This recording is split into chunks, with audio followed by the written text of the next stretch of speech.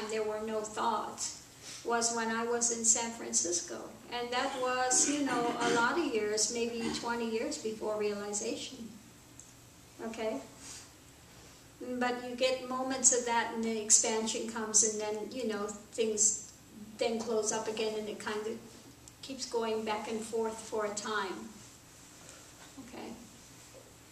So all one can do is continue on until eventually things will break and then one will go into that spontaneous zero that doesn't, you know, it doesn't enclose again. Okay. But yeah, one can have where the mind becomes quiet for a time, where there's more silence. Doesn't mean that it's a quiet. One has entered that stilled mind. Okay. So just continue. Yes. Namaste, Guruji. Namaste.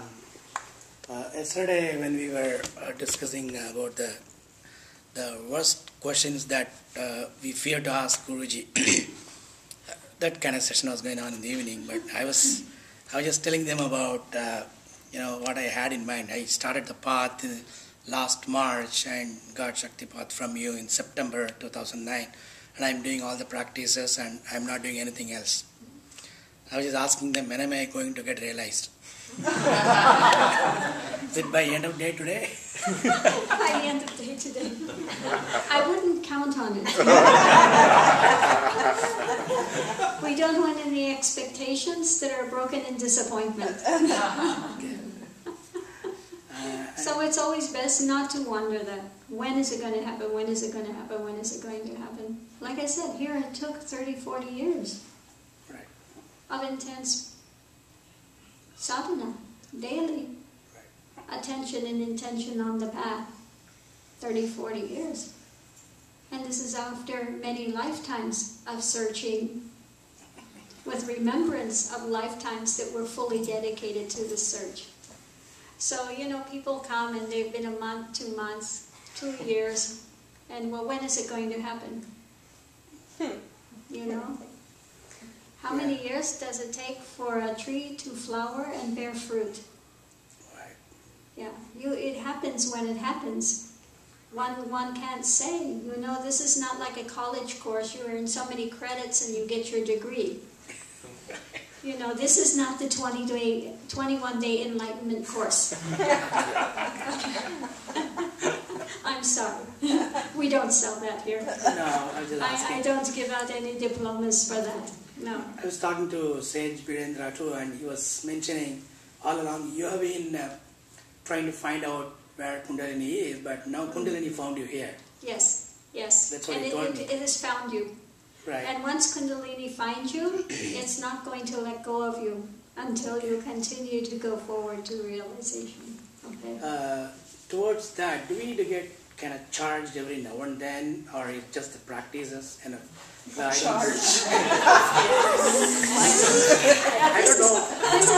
This is why you come for darshan and you come to retreats and you come for these, because there's more of a transmission that takes place. And again, the more that you're in the presence of Guru, the more that it opens up and the more transmission can take place. But should that transmission be manifesting in some kind of a kriya or something? It can sometimes, yes, yes. Okay. Not everyone will always develop kriyas. Some do, some don't. Some develop more, some less. So one can't always say, yes, you're going to develop and you should have these kriyas. No. Okay. Everyone is individual in that as to what it needs to go through. Some have very heavy, intense experiences.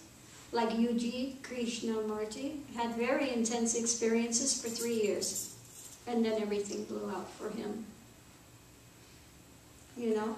And so it's different for everyone. For here it was, like I said, it was 30 years from the, at the age of 18, and it completed in the age of 49. So that many years, and it was intense from moment one until it completed and it blew out. And even after realization, there was some time, still a few kriyas that were going on for even a couple years after that until everything blew out. Okay, so it can continue for some time, but no one can ever say how long it's going to take, what's going to trigger that moment where all falls away. But it will happen if one continues. If one doesn't continue sincerely, then what can say? No chance. Is there a way to measure if the Kundalini is awakened already? If we what? Is there a way to measure if a Kundalini is awakened already? We'll know by the experiences that are taking place. Okay? Certain signposts will happen. Okay? One more question. Yes. I was, not on this, it's on the path. I was a member of Sathya Sai organization earlier, Sathya Sai Baba organization, and we as a family used to go for Bhajans every week. Yes. We go every week and stuff, but once I joined the path, I just abruptly stopped it. Is it okay to sing Bhajans? Sure, yes. If you want to sing Bhajans, sing Bhajans. Yes. My guru loved to sing Bhajans. Every morning he would have this older gentleman and they would get together and they would sing Bhajans. Every morning. He loved Bhajans. In fact, he was told by his guru to go to the ashram. He wanted nothing more to do with the ashram because after his guru died, they wanted to make it into more just money stuff and selling stuff and this and that. So he didn't want to go there. But his guru appeared to him twice and said, "No, you have to go sing me Bhajans." "No, you will go now. Bhajans." And so he went. And the reason his guru told him to go was I was coming. Okay. And the universe had that set up. And when I walked in, he looked at me and I looked at him, and we knew immediately that's what it was. So the universe had it set up for me to meet my guru. Even after I said foolishly, I had seen his photo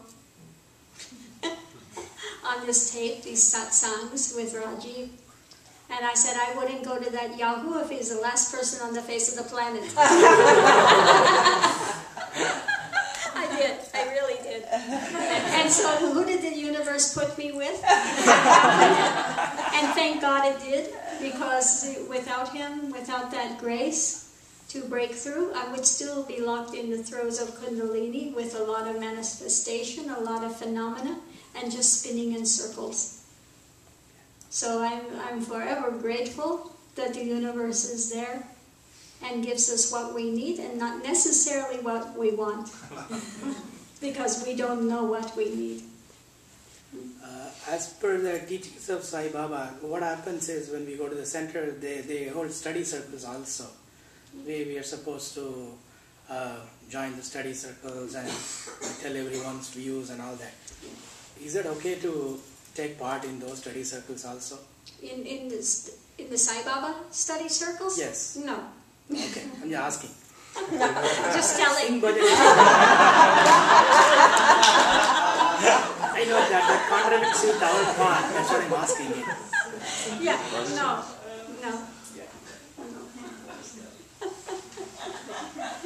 There are some gurus, I would say it's great, go ahead and do, like there are a few out there that I would absolutely support and say that they're complementary with this path, but that's not one of them.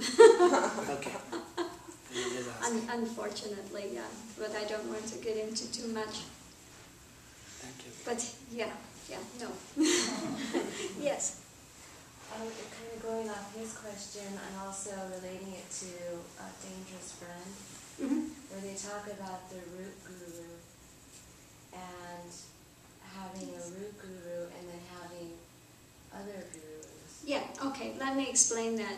She's talking about the book Dangerous Friends, where they talk about having a root guru and then they have other gurus. So what happens in that is you have a guru, your primary guru.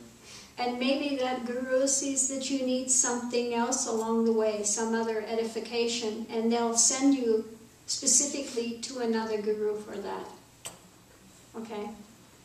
but it's done under the auspices of that guru. Makes sense. Like one of my students, one of